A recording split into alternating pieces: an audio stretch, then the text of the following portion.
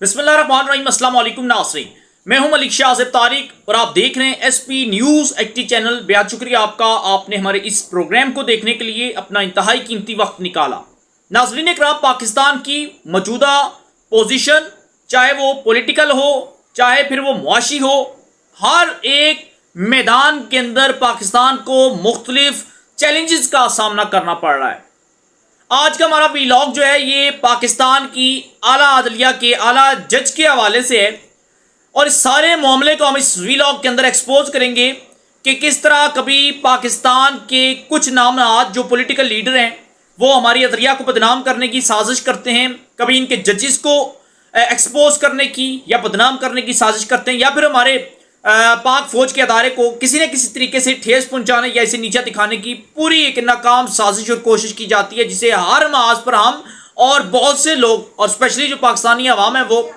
اس کو اور ان کے ناکام عزائم کو ہر صورت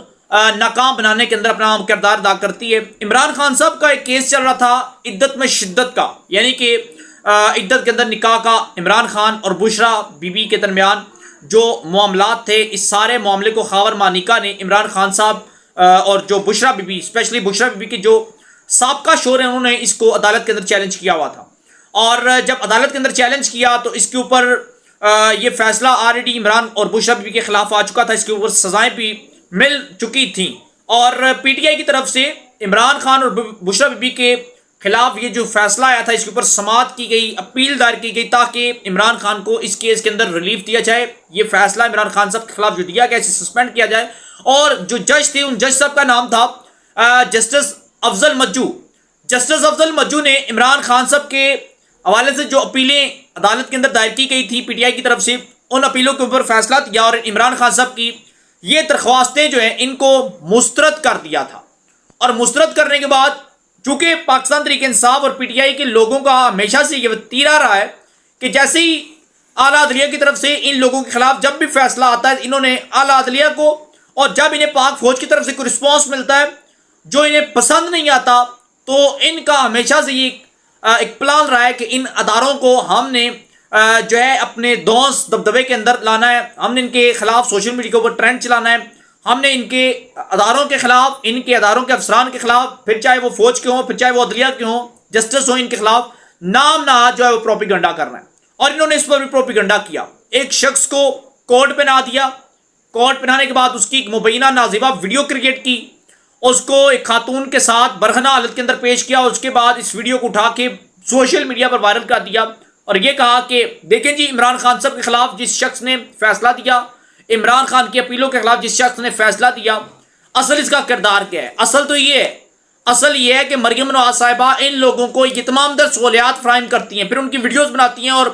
اپنے مقاصد پورا کرنے کے بعد ان لوگوں کو نیچا دکھانے کے لیے ان کی ویڈیو وائرل کر دیتی ہیں۔ اور چونکہ اس شخص کو عمران خان صاحب کے خلاف استعمال کیا گیا اس جج کو، اور اس نے پورا رسپونڈ کیا، اور اب دیکھیں جی اس کی ویڈیو وائرل ہو چکی ہے، اس جج کا اصل کردار یہ ہے، وغیرہ وغیرہ جو انہوں نے الزام تراشی کرنی تھی۔ ابرحال کہنے کی بات مختصر یہ ہے کہ وہ ویڈیو تھی، وہ ویڈیو ڈیپ فیک کے ذریعے تیار کی گئی، وہ ویڈیو ریئل بھی ہو سکتی ہے، لیکن وہ ویڈیو جسٹس افضل مجو اس جسٹس کی نہیں ہے کہ جس نے عمران خان کے حوالے سے اپیلوں کو مسترد کیا۔ یہ اس جج کی ویڈیو نہیں تھی، 100% نہیں تھی، اور یہ صرف ایک پروپیگنڈا کیا گیا اعلیٰ عدلیہ کو بدنام کرنے کی۔ ہمیشہ سے پاکستان تحریک انصاف کو کون نہیں جانتا، ان کے خلاف جب فیصلے آئے انہوں نے اعلیٰ عدلیہ کو جو ہے وہ نیچا دکھایا، ان کے خلاف ٹرینڈ چلائے، پھر چاہے وہ کوئی بھی جج ہو، جب ان کے حق میں فیصلے آتے ہیں تو وہ جج مہان ہوتا ہے، وہ جج ان کے لیے فرشتہ ہو جاتا ہے، وہ جج ان کے لیے خدا بن جاتا ہے، اور وہی جج اگر ان کے خلاف فیصلہ دے دے تو اس کی ویڈیوز بھی آتی ہیں، اس کے خلاف گالم گلوچ بھی ہوتی ہے، اس کے اوپر الزام تراشی اور بہتران تراشی بھی لگائی جاتی ہے، اس کے کردار کو، اس کے خاندان کو ایکسپوز کرنے کی پوری یہ ناکام کوشش کرتے ہیں۔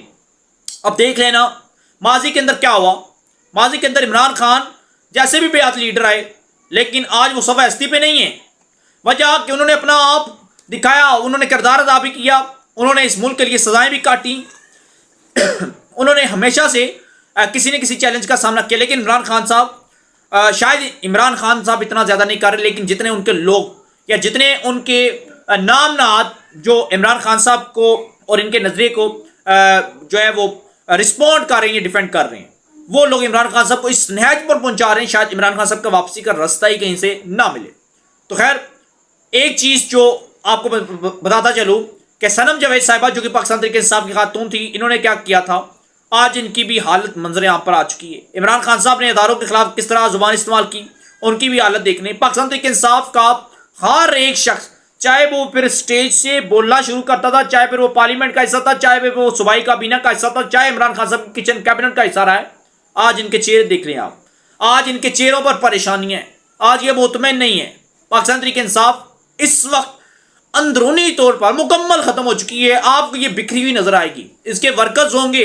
اس کے کارکنان بھی ہوں گے، لیکن ان کو لیڈ کرنے والا کوئی نہیں ہے۔ انہوں نے اسلام آباد کے اندر جلسے کی اجازت مانگ لی تھی، لیکن کیا ہوا، وہاں پر انتظامیہ نے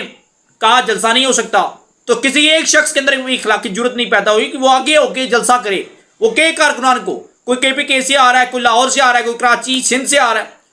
جلسے جہاں تک ریلیاں پہنچتی وہیں سے واپس ہوگی۔ انہوں نے اسلام آباد کے اندر جلسہ نہیں کیا، ریزن یہ تھی کہ پاکستان تحریک انصاف کے اندر پھوٹ پڑ چکی ہے، عمران خان صاحب جیل کی سلاخوں کے پیچھے ہیں، اور صرف ان کا اس وقت تک آپ ان تمام تر لوگوں کے کردار دیکھ لیں، آپ کو کسی ایک تحریک انصاف کے شخص کا کردار جو ہے وہ نظر نہیں آئے گا۔ ہم آج ایک خبر چل رہی تھی کہ صنم جاوید کے حوالے سے کہ صنم جاوید اس وقت 1 سال سے بلا جواز جیل کاٹ رہی ہیں، بڑا ظلم و زیادتی ہو رہی ہے، بڑا جبر ہو رہا ہے، پاکستان کا قانون کے ساتھ ناانصافی کر رہا ہے۔ تو یہ وہ خاتون تھی جنہوں نے جب 9 مئی کا واقعہ پیش آیا تھا تو وہاں پر انہوں نے فوجی افسران کو برے الفاظوں میں یوں سمجھے کہ گالیاں دیں، اشتعال انگیز جو ہے وہ پھیلایا، ہر ایک شخص کو وہاں پر مزید کہا کہ پورا رسپونڈ کیا، پوری حوصلہ افزائی کرتی۔ آج یہ اپنا جو ہے یہ اپنے جرم کی جو ہے سزا کاٹ رہی ہیں۔ یہ تمام در لوگ وقت کے گلو بٹ بن چکے تھے، اور جب گلو بٹوں نے لوگوں کے اوپر ظلم کیا تو اس کے بعد جب اس کی موت ہوئی تو اس سے کچھ ٹائم پہلے اس کی تصاویر جب منظر عام پر آئی جیل سے، اڈیالہ جیل سے، تو دیکھا گیا کہ وہ بڑا عبرت کا نشانہ بنایا گیا تھا، اسے بالکل سو کے کانٹا ہو چکا تھا۔ جو شخص جسے کل تک اپنی جوانی کے اوپر، اپنی جسم کے اوپر اور اپنی طاقت کے اوپر بڑا غرور تھا، وہ بالکل آج زمین بوس ہو چکا ہے۔ کہیں آئے کہیں چلے گئے، لیکن کسی نے اس ملک کے نظام کو آج تک تباہ و برباد نہیں کیا، کسی نے اس ملک کے اداروں کو، کسی نے اس ملک کی اعلیٰ عدلیہ کو، اور خاص طور پر کبھی کسی نے آج تک یہ اخلاقی جرت نہیں کی کہ وہ پاکستان کی افواج کو کمزور کرے، اور جو یہ ناکام کوششیں کرتے رہے، آج وہ زمین بوس ہو چکے ہیں، آج وہ سوائے ہستی سے مٹ چکے ہیں، آج وہ خاک ہو چکے ہیں، لیکن ان آج تک کسی بھی شخص کا ارادہ جو ہے اور قوت جو ہے اور ان کا جو پلان تھا وہ اس مقصد کے اندر کامیاب نہیں ہو سکا۔ ناظرین کرام، عمران خان صاحب ایک بڑے اہم مسئلے کے اندر بھی پھنس چکے ہیں، کرپشن کے کیسز کے اوپر۔ عمران خان صاحب کے خلاف پرویز خٹک جو کہ کل تک ان کے بڑے اہم ساتھی تھے، جو کل تک کہا جاتا تھا پرویز خٹک عمران خان صاحب کا ساتھ نہیں چھوڑیں گے، جو کے پی کے اندر سے سب سے بڑا قافلہ عمران خان صاحب کے حق میں لایا کرتے تھے، آج انہوں نے عمران خان صاحب کے خلاف پہلی گواہی دے دی ہے کہ خان صاحب کرپشن کرتے رہے، خان صاحب کے خلاف بشرا بی بی کرپشن کرتی رہی، اور خان صاحب کرپشن کی، پاکستان تحریک انصاف کے اندر کرپشن کی جڑ ثابت ہوئے، اور یہ گواہی بھی عمران خان صاحب کے خلاف ایک بڑا ہتھیار اور تلوار جو ہے وہ ثابت ہوگی، اور ایک بار پھر عمران خان صاحب کو اس کیس کے اندر بھی سزا ہو سکتی ہے۔ اس ویلاگ کو شیئر کیجیے گا، سبسکرائب کیجیے گا چینل کو، بیل آئیکن کے نوٹیفیکیشن کو پریس کیجیے گا۔ اجازت، اللہ حافظ۔